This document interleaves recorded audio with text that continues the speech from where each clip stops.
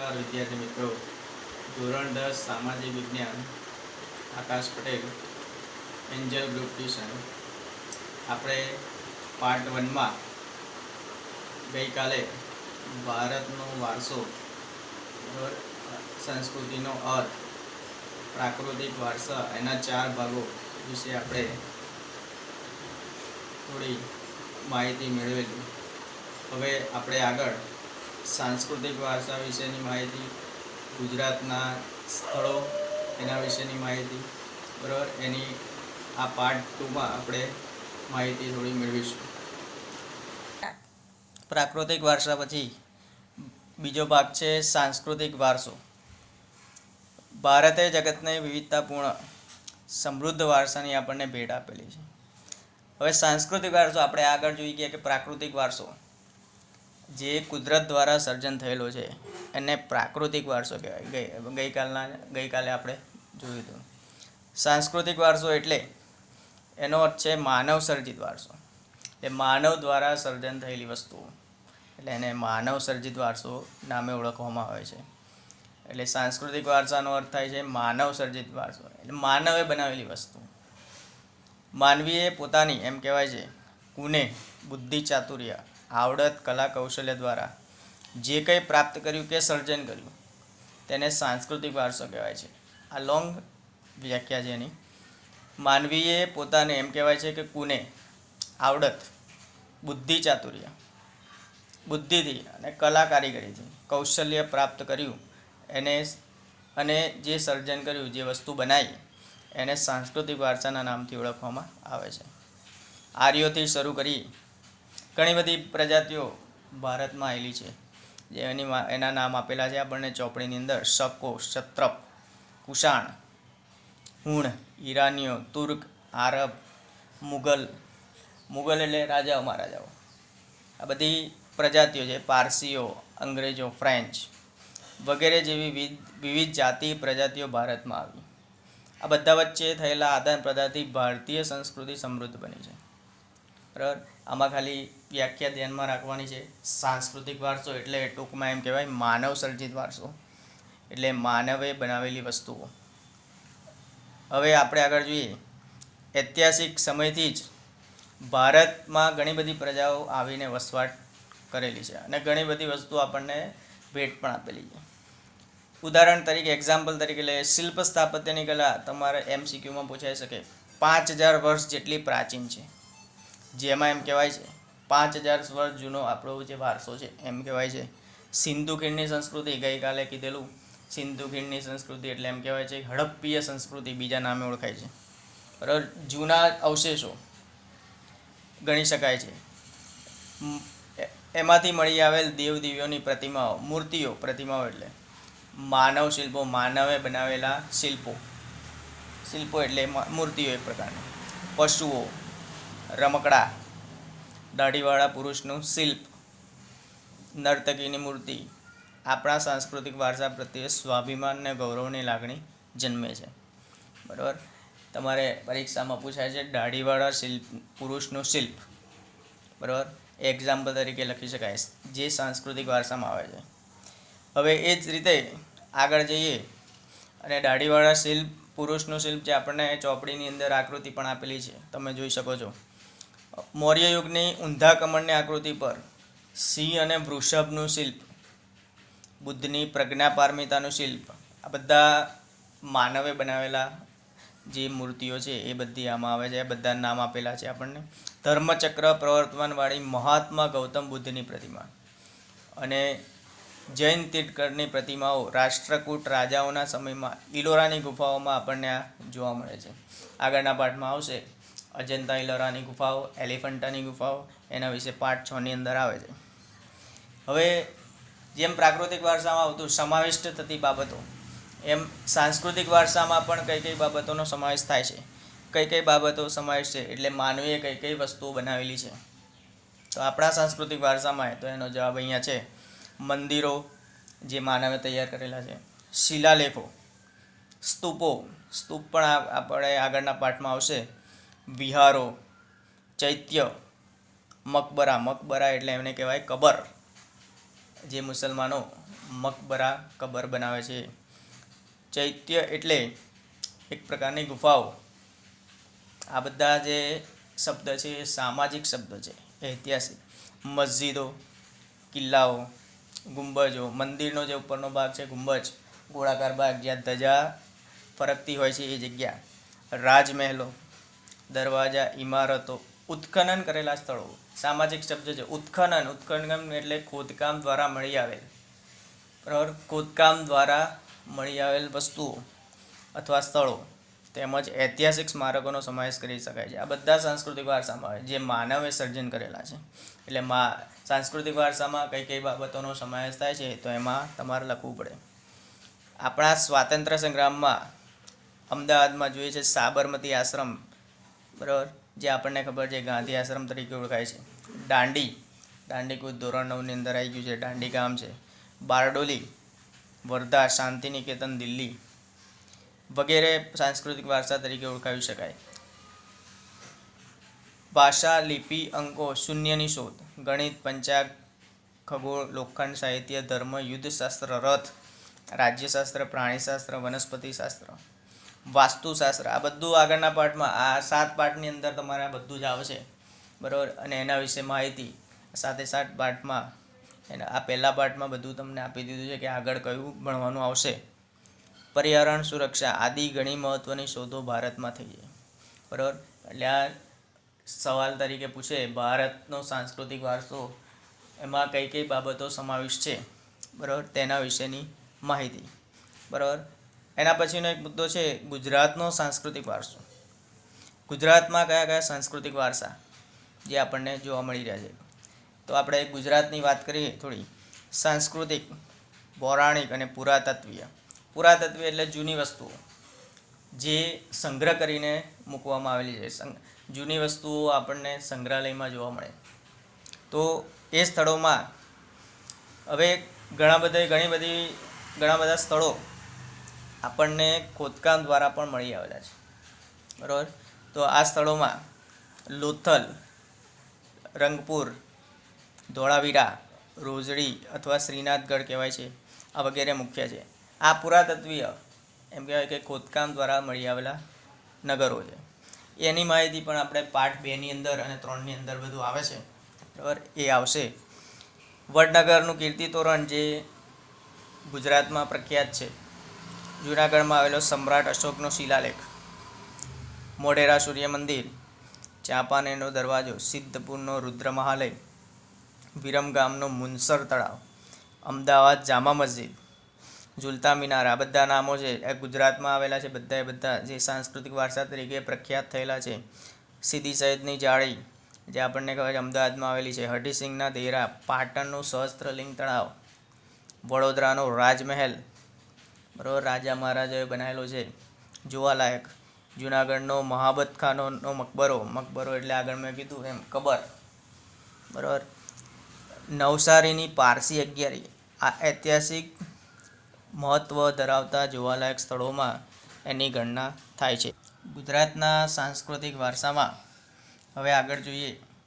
દ્વારકામાં જે મંદિર આવેલું છે શ્રી કૃષ્ણનું, દ્વારકાધીશ મંદિરના નામથી ઓળખાય છે. જગતગુરુ શંકરાચાર્યની શારદાપીઠ. 12 જ્યોતિર્લિંગમાંનું પૈકીનું એક કહેવાય છે સોમનાથનું મંદિર. સોમનાથ મંદિર જે ભગવાન શિવનું પ્રસિદ્ધ ધામ તરીકે ઓળખવામાં આવે છે. ઉત્તર ગુજરાતમાં અરવલ્લી જિલ્લામાં બનાસકાંઠામાં આવેલું અંબાજી મંદિર, બરાબર. આ બધા મંદિરો પ્રખ્યાત છે. બહુચરાજી, મહેસાણા જિલ્લો. મહાકાલી માતાજી છે આપણે બરોડામાં આવેલું છે. પાવાગઢ, પંચમહાલ જિલ્લો. મીરાદાતાર, મહેસાણા જિલ્લો. ચોપડીમાં છે દરેકના નામો આપેલા છે. જૈન તીર્થ, પાલીતાણા. શેત્રુંજય પર્વત, ભાવનગર જિલ્લો. રણછોડરાયજી મંદિર ગુજરાતમાં આવેલું છે, ડાકોર, ખેડા જિલ્લો. અને શામળાજી જે અરવલ્લી જિલ્લો. આ બધા તીર્થ સ્થાનો ગણાવી શકાય છે. એટલે આ બધા નામો ગુજરાતના સાંસ્કૃતિક વારસામાં પ્રખ્યાત થયેલા છે. એવી જ રીતે જૈન બૌદ્ધ પ્રવાસન સ્થળો. ગુજરાતમાં જૈન અને બૌદ્ધ ધર્મનો પણ પ્રચાર પ્રસાર છે જ. જૈન ધર્મના લોકો, બૌદ્ધ ધર્મના લોકો પણ ગુજરાતમાં આવીને વસેલા છે. ગુજરાતમાં વડનગર, તારંગા, ખંભાલીડા, જુનાગઢ, શામળાજી, કોટેશ્વર, તળાજા, ડાંગ, ઝઘડિયા વગેરે સ્થળોએ બૌદ્ધ અને જૈન ગુફાઓ જોવા મળે છે. આ બધા ગુજરાતમાં આવીને વસ્યા અને બૌદ્ધ અને જૈન ગુફાઓ એમણે જે બંધાવેલી છે. એના પછીનો મુદ્દો છે ગુજરાતના વિવિધ મેળાઓ. બરાબર, એની માહિતી ચોપડીની અંદર આપણને કોષ્ટક બનાવીને આપેલી છે. એની મુખ્ય મેળાઓની વિગતો તમને ચોપડીની અંદર જોવા મળશે. બરાબર, એના પછીનો સવાલ છે ભારતની ભૂમિ અને તેના લોકો. ભારતમાં કઈ કઈ પ્રજા આવીને વસી અને કેવા લોકો હતા એ સમયે ભારતમાં. બરાબર, આગળ ગુજરાતના જે મેળાઓ છે એની માહિતી તમારે કોષ્ટકની અંદર ખાલી MCQમાં પૂછી શકે એટલા માટે તમારે વાંચવાની રહેશે. બરાબર, હવે જે તમારે પરીક્ષામાં પૂછાય એવો સવાલ છે, બોર્ડની અંદર પણ પૂછાયેલો છે. બરાબર, ભારતની ભૂમિ અને તેના લોકો ચોપડીની અંદર ભાગ પાડીને આપેલા છે આપણને. આદિમાનવ જે આપણે ખબર જ છે કે આપણે વર્ષોથી જાણીએ છીએ અને ભણતા આવ્યા છે. પૂર્વ દક્ષિણ આફ્રિકામાં ઉત્પન્ન થયા. શરૂઆત એમ વારસા અને સમૃદ્ધિના આકર્ષણને કારણે અનેક વિદેશી પ્રજાઓ ભારતમાં એમ કહેવાય છે કે મોટાભાગે દરેક લોકો આવીને વસેલા છે, દરેક પ્રજાતિના લોકો. અને વિદેશી પ્રજા ભારત તરફ આકર્ષાઈ. અહીં અનેક પ્રજાતિઓ આવેલી છે. આવીને પરિણામે ભારતમાં એમ કહેવાય છે લગભગ બધી જ જાતિના તત્વો આપણને મળી આવેલા છે, ઘણી બધી જાતિના. એમ કહેવાય છે પ્રાચીનતમ પ્રજા MCQમાં વિકલ્પમાં તમને પૂછી શકે. ભારતમાં પ્રાચીનતમ પ્રજા તરીકે જે ઓળખાય છે એ છે દ્રવિડો. પણ નૃવંશશાસ્ત્રી અને ભાષાશાસ્ત્રની અદ્યતન શોધખોળ જ્યારે થઈ ત્યારે એવું જાણવા મળ્યું હતું દ્રવિડો અને બીજી 6 જેટલી ભિન્ન પ્રજાઓ પણ અહીં રહેતી હતી. બરાબર, તો તેમના વિશે માહિતી આપણને ચોપડીની અંદર આપેલી છે. આપણે એની થોડી માહિતી મેળવીએ. દ્રવિડો આયા જે પ્રાચીનતમ પ્રજા તરીકે ઓળખાયા અને બીજી 6 પ્રજાતિઓ બરાબર જે દ્રવિડો સાથે રહેતી હતી. તો આપણે એના પહેલી છે નેગ્રીટો. નેગ્રીટોને બીજા કયા નામે ઓળખાય છે? હપ્સી પ્રજા. કૌંસમાં આપેલું છે. નેગ્રીટો અથવા હપ્સી પ્રજા વિશે માહિતી આપો તો ટૂંકમાં આપણને માહિતી આપીએ. નેગ્રીટો અથવા નિગ્રો જાતિ આ બીજું નામ છે. બરાબર, હપ્સીઓ જેને કહેવાય છે ભારતના સૌથી પ્રાચીન નિવાસીઓ છે. જૂના રહેઠાણો કેટલાક ઇતિહાસકારોનું માનવું છે નેગ્રીટો અથવા એમ કહે છે નિગ્રો જાતિ હપ્સીઓ ક્યાંથી આવેલા? આફ્રિકામાંથી બલુચિસ્તાનના રસ્તે થઈ ભારતમાં એ લોકો આવેલા. વર્ણ છે શ્યામ, 4 થી 5 ફૂટ ઊંચા અને માથે વાંકડિયા વાળ ધરાવતા. એમનો દેખાવ એ કેવા દેખાતા હતા? વર્ણ શ્યામ એટલે થોડો કાળાશ પડતો શ્યામ, 4 થી 5 ફૂટ ઊંચાઈ એમની અને માથે એમના જે વાળ હતા એ વાંકડિયા વાળ ધરાવતા હતા. આ એમનો દેખાવ છે. અને ક્યાંથી આવેલા છે? તો આફ્રિકામાંથી બલુચિસ્તાનના રસ્તે થઈ એઓ લોકો ભારતમાં આવેલા અને ભારતમાં રહેલા. તો પહેલો મુદ્દો છે નેગ્રીટો, જેને બીજા નામે ઓળખાય છે હપ્સી પ્રજા, અને ત્રીજું એક નામ છે નિગ્રો જાતિ. બરાબર, આ 3 નામ આપેલા છે. બીજો મુદ્દો છે ઓસ્ટ્રેલોઇડ, જે પરીક્ષામાં પૂછાય એવું છે. નિષાદ પ્રજા બીજું નામ છે એનું. બીજા નામે નિષાદના નામે ઓળખાય છે. ઓસ્ટ્રેલોઇડ પ્રજા ક્યાંથી આવેલી? અગ્નિ એશિયામાંથી આવેલી. રંગ છે દેખાવ કેમનો છે? શ્યામ, લાંબુ અને પહોળું માથું એમનું. રંગે એમને શ્યામ દેખાવ, લાંબુ અને પહોળું માથું, ટૂંકું કદ એટલે હાઇટ નીચી, ચપટું નાક. ચપટું નાક એટલે દબાઈ ગયેલું, ચીની જેવા, નેપાળી. ચપટું નાક એમને કહેવાય. આ એમની શારીરિક વિશેષતા હતી એમ કહેવાય છે. ભારતમાં આવેલ આર્યો તેને નિષાદ પ્રજા પણ કહેતા હતા, જે આપણે આગળ કીધું. ભીલી પ્રજા માટે નિષાદ શબ્દ પ્રયોજવામાં આવતો હતો. બીજો એક ભારતમાં કોલ અને મુંડા જાતિ, 2 જાતિઓ. ભારતની કોલ અને મુંડા જાતિ. અસમની ખાસી પ્રજા. આ બધા વિસ્તારો પ્રમાણે નામ આપેલા છે. બરાબર, જે અલગ અલગ જગ્યાએ અલગ અલગ નામે ઓળખાતા હતા. નિકોબાર અને બ્રહ્મદેશ, હાલનું મ્યાનમાર એટલે બર્મા એમ પણ કહેવામાં આવે છે. એ જાતિઓના વિશેષ લક્ષણો પણ અહીંયા જોવા મળેલા છે. આ બધા લક્ષણો ઓસ્ટ્રેલોઇડ પ્રજાના છે, જે અલગ અલગ જગ્યાએ આપણને અલગ અલગ જોવા મળેલા. ભારતની સંસ્કૃતિ અને સભ્યતાના વિકાસમાં આ પ્રજાનો ફાળો વિશિષ્ટ છે. એટલે આ જે પ્રજા આવી એ સંસ્કૃતિ અને સભ્યતાના વિકાસમાં ડેવલપમેન્ટમાં એમણે સૌથી વધારે મહત્ત્વનો ફાળો આપણને આપેલો છે. તેઓ ઘણી બધી શોધ પણ કરી છે અને આપણે એ બધી વસ્તુઓ ઉપયોગમાં પણ લઈએ છીએ. માટીના વાસણો બનાવવામાં પહેલાંના સમયમાં હતું કે માટીના વાસણોમાં જ શું છે ખોરાક ખાવાનો, સંગ્રહ કરવા માટે પણ માટીના વાસણોનો જ ઉપયોગ કરવામાં આવતો હતો. એ આગળના બીજા પાઠમાં આવશે. ખેતી કરવી, એમણે શરૂઆત કરી ખેતી, સૂતરા કાપડનું વણાટકામ કરવું, આ બધા ઉદ્યોગો અને પ્રવૃત્તિઓ એમણે શરૂઆત કરી. એ કૌશલ્ય માટે પણ એ જાણીતા બન્યા. ધાર્મિક માન્યતાઓ પણ, ધર્મનું પણ એ સારું એવું નોલેજ, જ્ઞાન એ લોકોએ મેળવતા હતા. એટલે આ ધાર્મિક માન્યતાઓ ધરાવતા પણ કહેવાય છે. એટલે ઓસ્ટ્રેલોઇડ પ્રજા જે પરીક્ષામાં પૂછાય નિષાદ પ્રજાના નામે ઓળખાય છે. અગ્નિ એશિયામાંથી આવેલી છે. દેખાવ, રંગે કેવી, શારીરિક વિશેષતા શું? રંગ શ્યામ, લાંબુ પહોળું માથું, ટૂંકું કદ, ચપટું નાક, આ એમની વિશેષતા છે. બરાબર. ત્રીજો છે જે પરીક્ષામાં પૂછી શકે, દ્રવિડ લોકો. આપણે આગળ કીધું મેં એમ, દ્રવિડ એટલે પ્રાચીનતમ પ્રજા તરીકે ઓળખાય છે. એની ગણના ભારતમાં એની ગણના પ્રાચીનતમ પ્રજા તરીકે થાય છે. દ્રવિડોને મોહેંજો-દડો સિંધુ સંસ્કૃતિના સર્જકો, પાષાણ યુગની સંસ્કૃતિના સીધા વારસદાર તરીકે ઓળખવામાં આવે છે. પાષાણ યુગ એટલે એમ કહેવાય કે પહેલાંનો પ્રાચીન પથ્થરનો યુગ. ઉત્તરમાંથી આવેલી વિવિધ પ્રજાની ભાષા, સાંસ્કૃતિક લક્ષણો જોવા મળી રહ્યા છે. આગળ જતાં એમ કહેવાય સમયાંતર જતાં આ જે પ્રજા દ્રવિડોના નામથી ઓળખાય. દ્રવિડોએ માતા રૂપે દેવી એટલે પાર્વતી અને પિતૃ રૂપે પરમાત્માનો એટલે શિવની પૂજાની સમજ આપી. એમણે શરૂઆત કરી.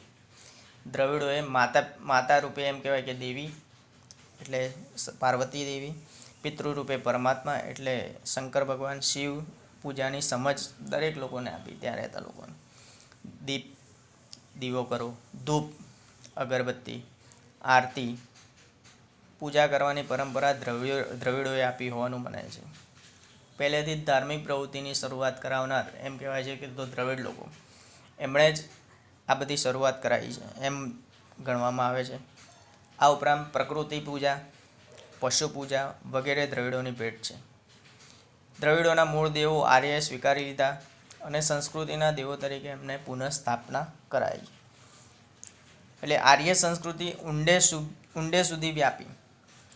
આંતરજ્ઞાતીય લગ્ન સંબંધો પણ પ્રસર્યા. અંદર લગ્ન સંબંધો પણ એમણે વિકસાયા. દ્રવિડોમાં માતૃમૂલક કુટુંબ પ્રથા પ્રચલિત હતી. એક સાથે કુટુંબમાં રહેતા લોકોની પણ એમણે શરૂઆત કરાવી. માતૃભૂમિના કુટુંબ પ્રથા એમણે પ્રચલિત કરાવી. અવકાશી ગ્રહોના ક્ષેત્રમાં વિવિધ કલાઓ, કાંતવું, વણવું, ઘણા બધા એમણે પ્રવૃત્તિઓ, ઉદ્યોગો શરૂ કરાવ્યા. કાંતવું, વણવું, રંગવું, હોડી, તરાપા, આવા ક્ષેત્રોમાં એમનું વિશેષ પ્રદાન જોવા મળી રહ્યું છે. આ બધી જ દ્રવિડોમાં ટૂંકી નોંધ તરીકે તમને પૂછી શકે 2 માર્કમાં, બરાબર, તો એ તમારે લખવું પડે. દક્ષિણ ભારત તરફ ધીમે ધીમે આર્યોના પ્રભુત્વ બાદ દક્ષિણ ભારત તરફ ખસતા ગયા અને એ લોકો ત્યાં સ્થિર થયા.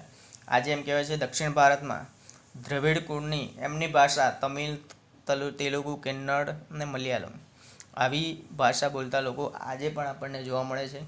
દરેકની ભાષા અલગ અલગ છે. પ્રારંભિક તમિલ સાહિત્ય ઉર્મિની અભિવ્યક્તિથી ભરેલું છે. તો દ્રવિડ લોકો જે મોહેંજો-દડોના સિંધુના સંસ્કૃતિ ફરી આપણે એકવાર જોઈ લઈએ. સમયાંતરે એમ કહેવાય છે દ્રવિડોએ માતા રૂપે દેવી એટલે પાર્વતી, જે આગળ કીધું આ પરીક્ષામાં પૂછી શકાય, પિતૃ રૂપે પરમાત્મા એટલે શિવની પૂજાની સમજ આપી.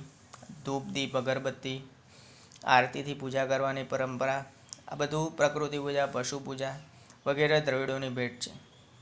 એટલે દ્રવિડોમાં એમ કહેવાય છે કે માતૃમૂલક કુટુંબ પ્રથા પ્રચલિત હતી. હજુ પણ આગળ એમ કહેવાય છે કે અન્ય પ્રજાઓ પણ ભારતમાં આવીને વસેલી છે.